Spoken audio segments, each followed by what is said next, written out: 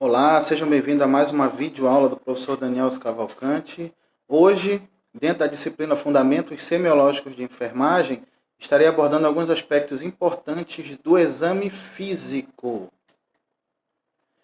O exame físico ele é uma avaliação sistemática que o enfermeiro faz na tentativa de encontrar uma possível alteração anatomopatológica ou até mesmo alguma alteração fisiológica de um determinado órgão, de uma determinada estrutura, que pode ser sugestivo de alteração para melhor ou para pior do quadro clínico que o paciente apresenta. Então, dentro da nossa avaliação inicial, é importante observar aspectos da cabeça e do pescoço. Então, a gente vai descendo desde o couro cabeludo, pesquisando se há feridas, se há caspa, se há seborreia, se há alguma fissura, se há até mesmo pediculose, que são piolhos. Tudo isso pode se interferir na condição clínica do paciente e também dos demais pacientes que estão na enfermaria, no quarto, juntamente com ele.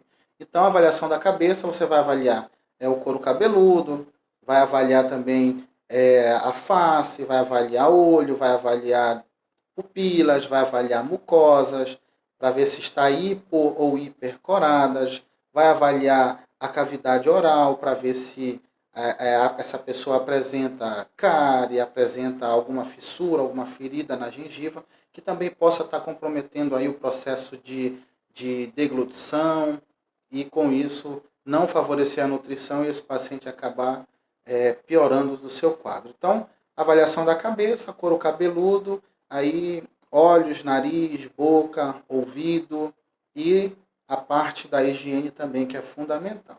Dentro da região do pescoço, é importante você fazer uma avaliação, principalmente da rede linfática. Então, palpar a região periauricular, palpar a região submandibular, palpar a região paratireoide, que são locais onde se encontram gânglios linfáticos. E aí é importante ter essa sensibilidade que gânglio normal geralmente não sente dor. Já o gânglio infartado ou inflamado, ele apresenta dor ao toque, apresenta dor à manipulação e na maioria dos casos também pode apresentar um leve aumento de temperatura, que indica que esse gânglio está inflamado e é sugestivo de uma infecção ou algum processo inflamatório. Ainda no pescoço, é importante palpar as tireoides, tá? Por que palpar as tireoides? Para perceber se há alguma alteração no seu formato, na sua condição anatômica, pois a tireoide ela é sugestiva de alguma alteração hormonal que pode interferir no desenvolvimento ou no crescimento, dependendo da faixa etária da pessoa, pode estar interferindo no desenvolvimento orgânico. Então, cabeça e pescoço são os pontos iniciais que a gente deve iniciar o nosso exame físico. A partir do momento que você avalia, inicia a avaliação do paciente, é importante a gente levar em consideração o estado neurológico, né? A consciência desse paciente. Esse paciente ele está consciente, está orientado, como a gente diz. O que é um paciente consciente? Está vendo, está ouvindo, está verbalizando, orientado, sabe onde está, sabe o dia da semana, sabe o seu nome, sabe quem é o pai, quem é a mãe, quem é o irmão, quem é o filho. Então, isso é um paciente consciente orientado. Então, o estado mental ele é fundamental. E dentro dessa avaliação neurológica, dessa avaliação da consciência, dentro desse estado mental, é importante a gente ter em mente a escala de coma de Glasgow, tá? Que ela sofreu uma atualizada em 2018, que é uma escala muito importante que o enfermeiro, que o profissional da saúde, ele deve ter conhecimento, que a escala de coma de Glasgow ela vai avaliar o nível de consciência do paciente a partir de 3 respostas, que são a abertura ocular, que ela tem, que pode ser espontânea, como ao comando verbal, pressão de abertura dos olhos, nenhuma ou não testado. Resposta verbal, ela é, o paciente está conversando, está orientado, está desorientado, né? Não sabe onde está. Palavras, ou apenas diz palavras que não tem relação com o contexto, ou esse paciente está emitindo sons incompreensíveis, ou não tem nenhuma, ou não foi possível testar.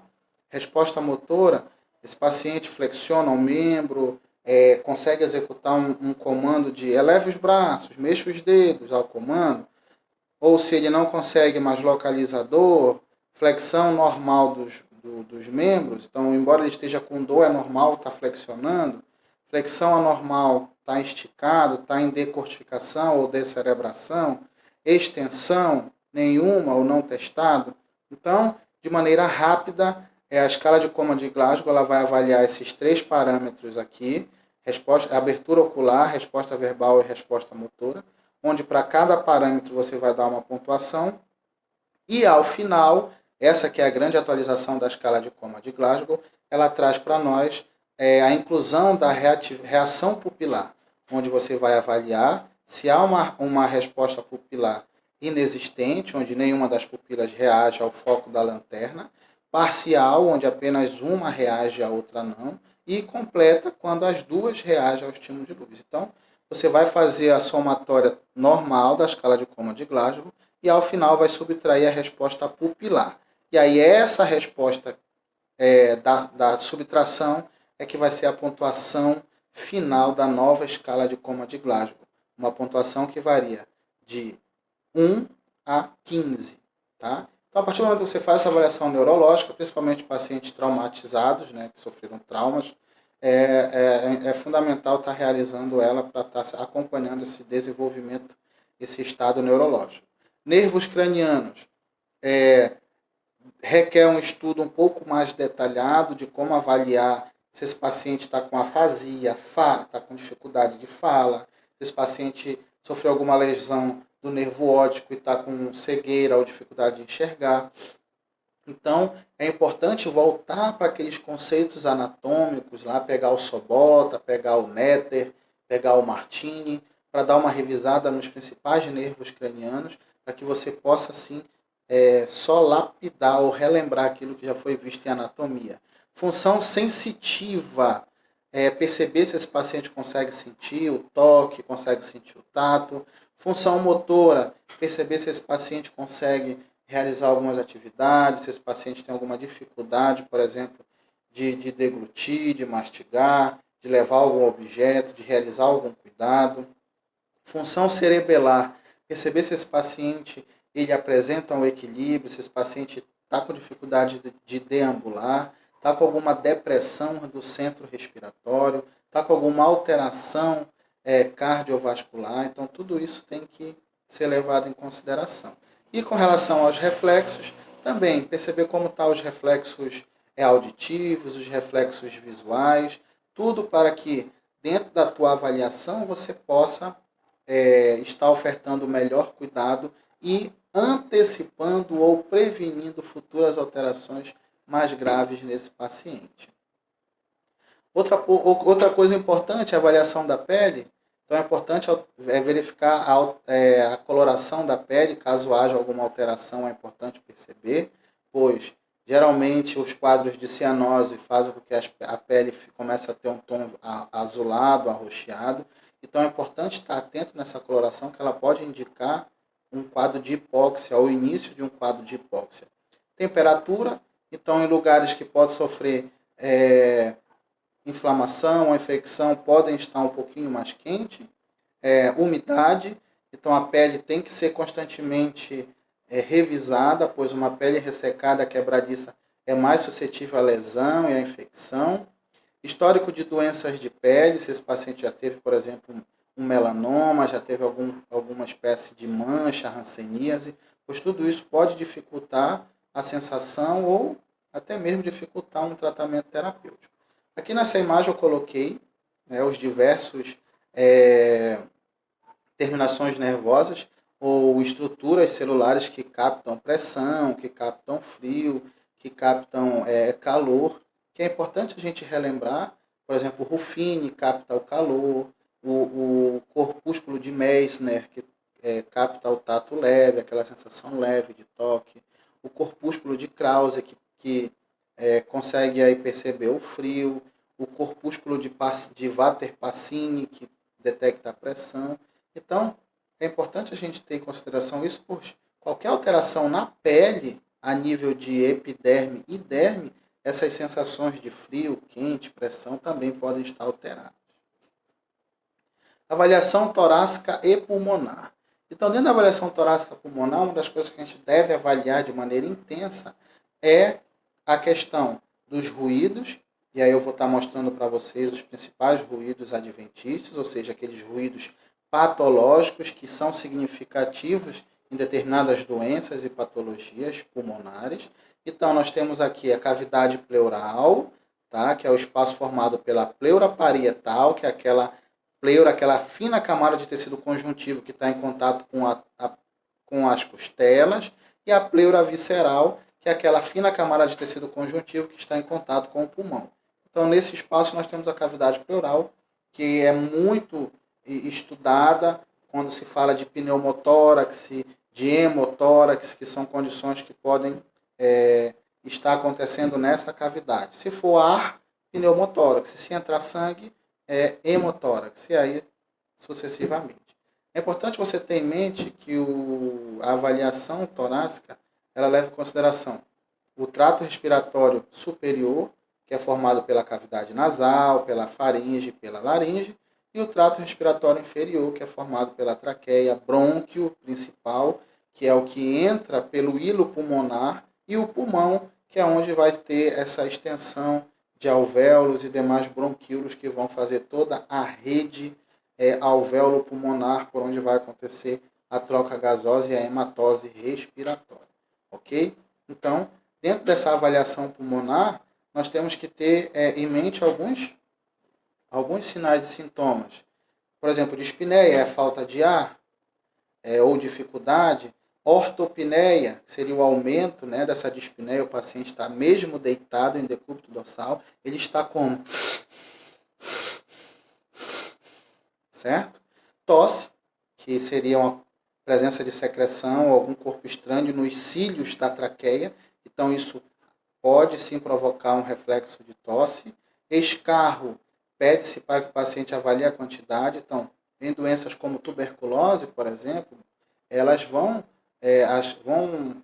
ter um acúmulo, uma produção a mais de secreção que o paciente, conforme os cílios da traqueia trabalham, fazendo com que essa secreção saia, quando ele tossir, pode sim vir um escarro. Dor torácica, questiona-se sempre a sua localização e duração. Por quê? Porque não é normal ter dor torácica. E a gente sabe que na bronquite, na pneumonia, na bronquiopneumonia, tudo isso provoca dor, além do enfisema pulmonar e outras condições como hemotórax, pneumotórax também causa dor. Então é importante localizar aonde e quanto tempo dura. Tá? Então, dentro dessa avaliação, desse exame físico de maneira geral, a gente não pode perder em mente que existem algumas etapas. Por exemplo, a inspeção, palpação, percussão e ausculta. Então, inspeção é visualizar se está tudo normal, dentro das características anatomopatológicas.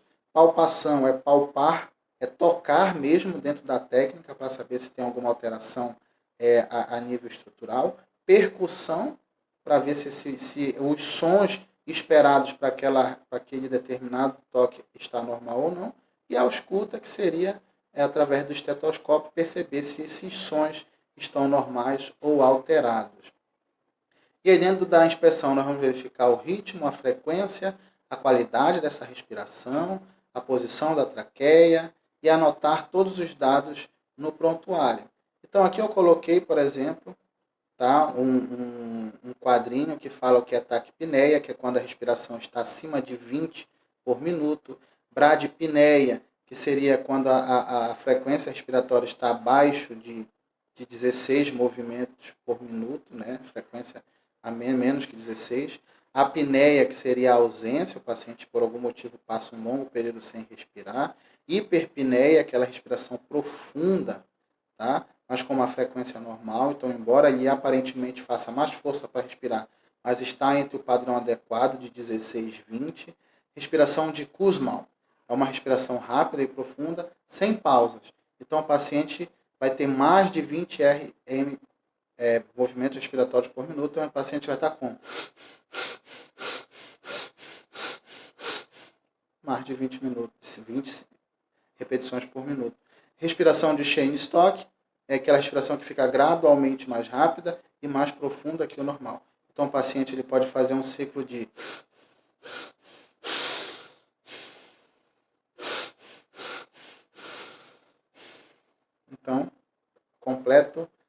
a completa alteração do tempo expiratório e inspiratório.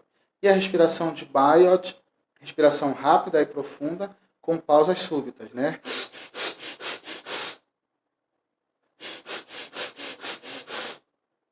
Então, essas são algumas condições clínicas que favorecem ou que são sugestivas de algumas alterações do quadro clínico.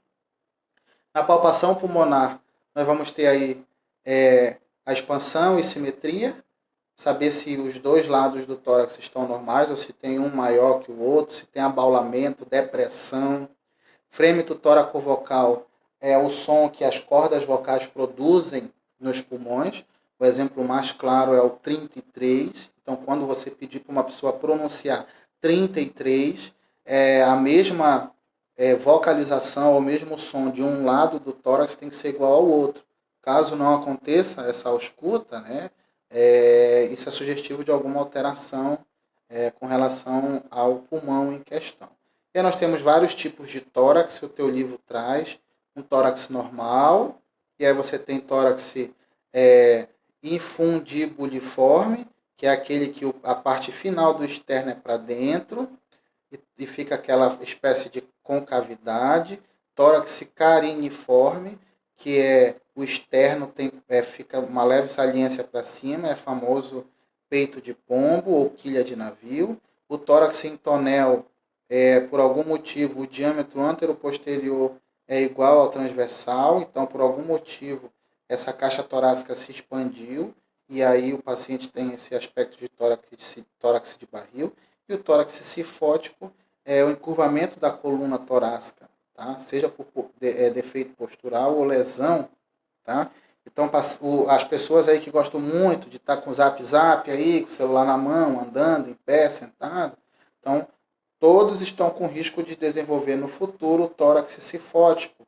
Para compensar essa queda da cabeça, a coluna torácica vai fazer essa curvatura. Então, se você fica muito tempo com o celular aí, cabeça baixa, cuidado para você não adquirir cifose.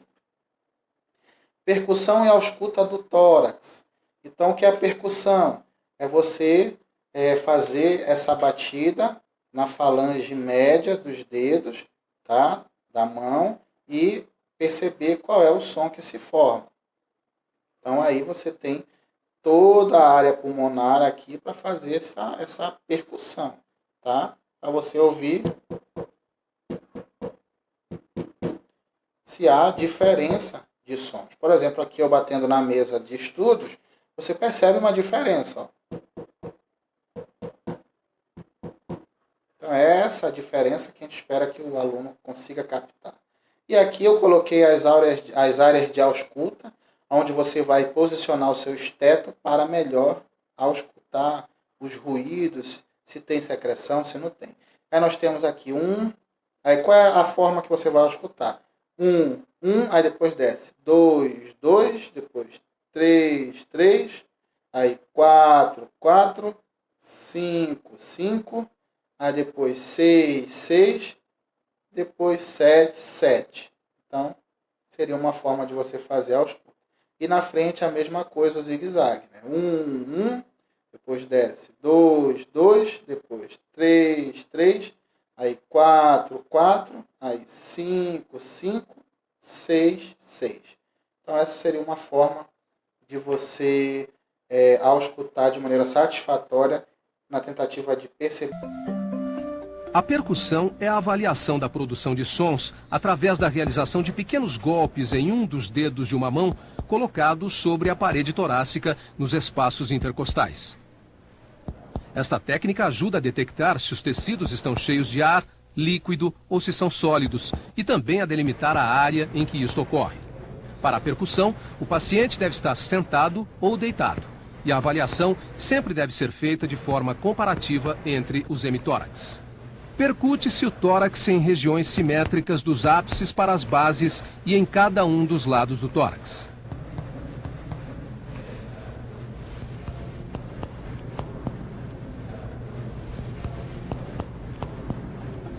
Os sons encontrados na percussão pulmonar são claro pulmonar, hipersonoro, submaciço, maciço e timpânico.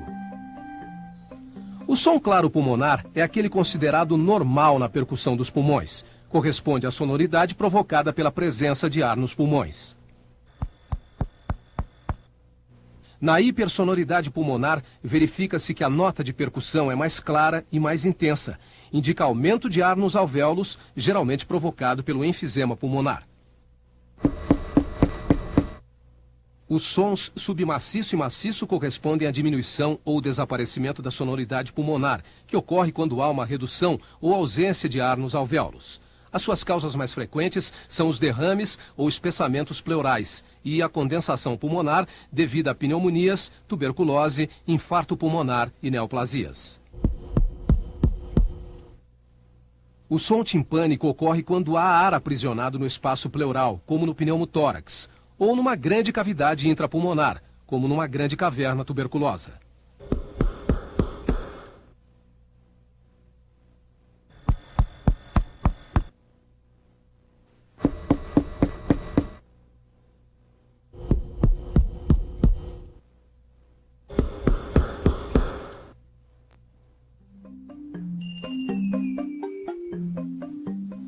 A ausculta é o exame mais importante para avaliar o fluxo aéreo pela árvore brônquica.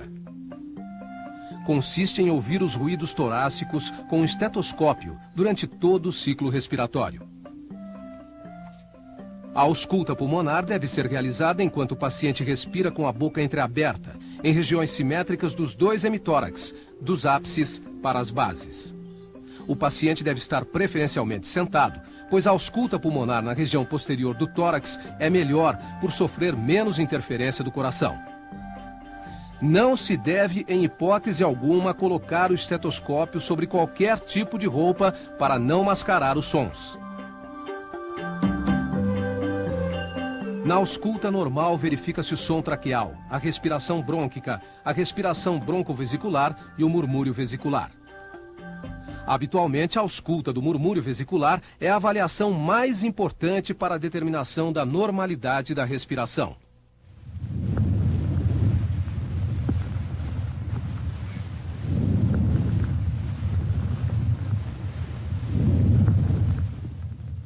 Murmúrio vesicular é o nome dado aos ruídos respiratórios. É auscultado em toda a parede do tórax, porém não é homogêneo, sendo mais forte na região antero-superior, nas axilas e regiões infraescapulares. A diminuição do murmúrio vesicular está associada a condições patológicas diversas, como pneumotórax, hidrotórax, espessamento pleural, enfisema, obstrução das vias aéreas superiores ou oclusão de brônquios e bronquíolos. Os ruídos adventícios são sons anormais encontrados em pacientes com alterações respiratórias. Dentre os sons anormais, os mais importantes são os estertores, que são descontínuos, e os roncos e sibilos, que são contínuos. Os estertores são ruídos intermitentes, breves, audíveis na inspiração e na expiração, que se superpõem aos sons respiratórios normais. Estão presentes quando há líquidos nos alvéolos. O som dos estertores é semelhante àquele que se ouve ao atritar uma mecha de cabelos entre os dedos próximo ao ouvido ou ao abrir e fechar um fecho de velcro. Existem estertores finos e grossos.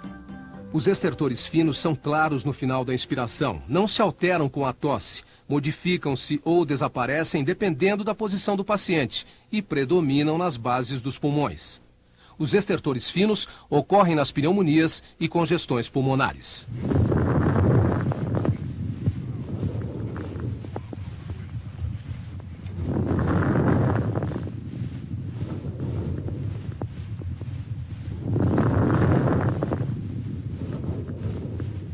Os estertores grossos ocorrem no início da inspiração e em toda a expiração. Alteram-se com a tosse. Não se modificam com a posição do paciente e predominam em todas as áreas do tórax. Os estertores grossos indicam secreção viscosa e espessa, encontrada sobretudo em pacientes com bronquite crônica e bronquiectasias.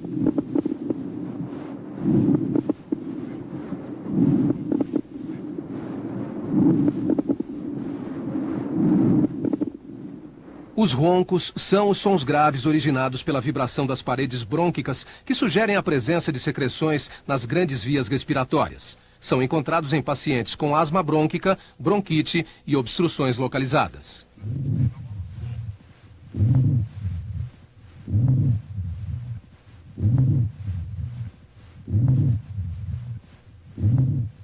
Os sibilos são sons agudos de alta frequência, múltiplos e disseminados por todo o tórax, que sugerem um estreitamento das vias respiratórias e aparecem na inspiração e na expiração.